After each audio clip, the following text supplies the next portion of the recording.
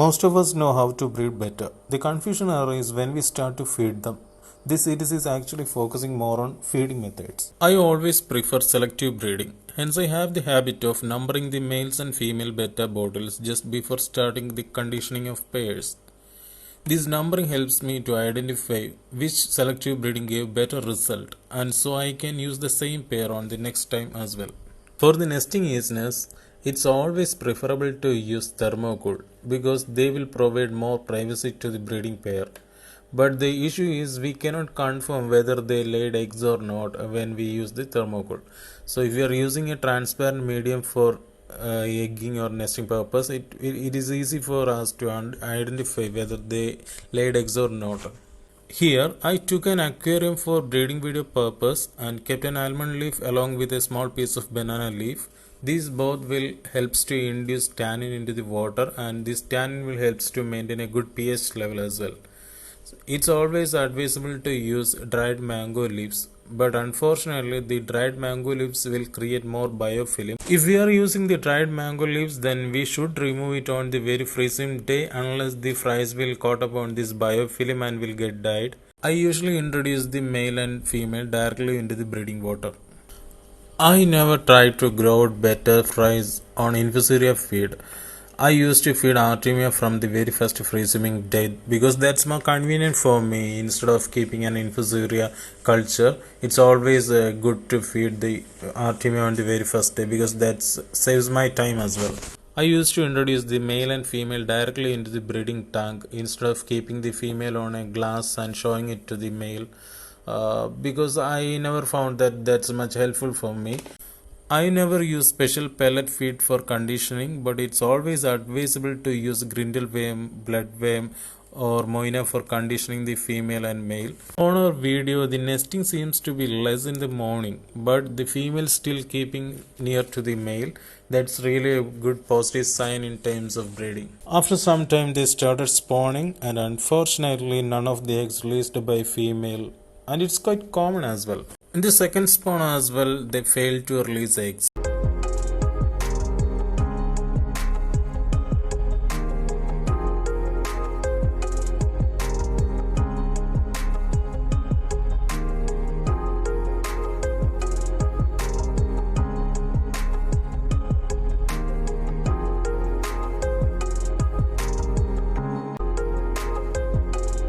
The third spawn is a bit lengthier than before, and finally female started releasing eggs, and our male started picking those eggs and placing it on the bubble nest.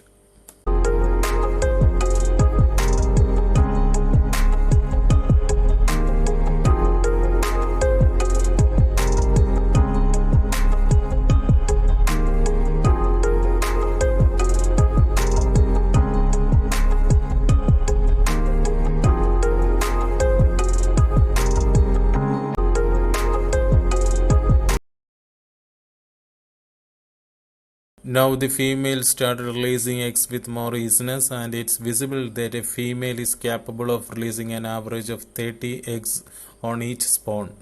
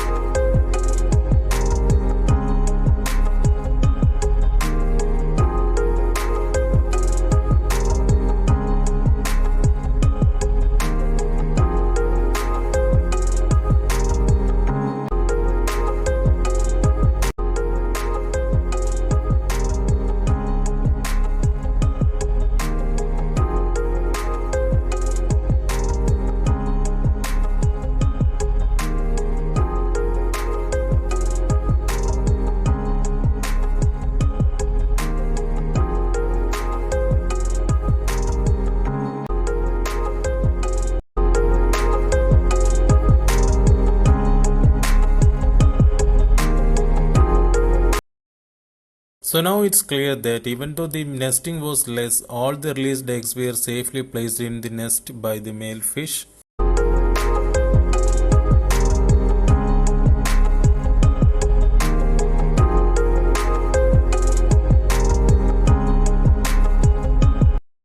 After the spawning, I just removed the female and gave a salt bath along with the live feed. On our next video, we will be covering the hatching part and the first feed for the fries. Thank you guys for watching the video. See you on next time.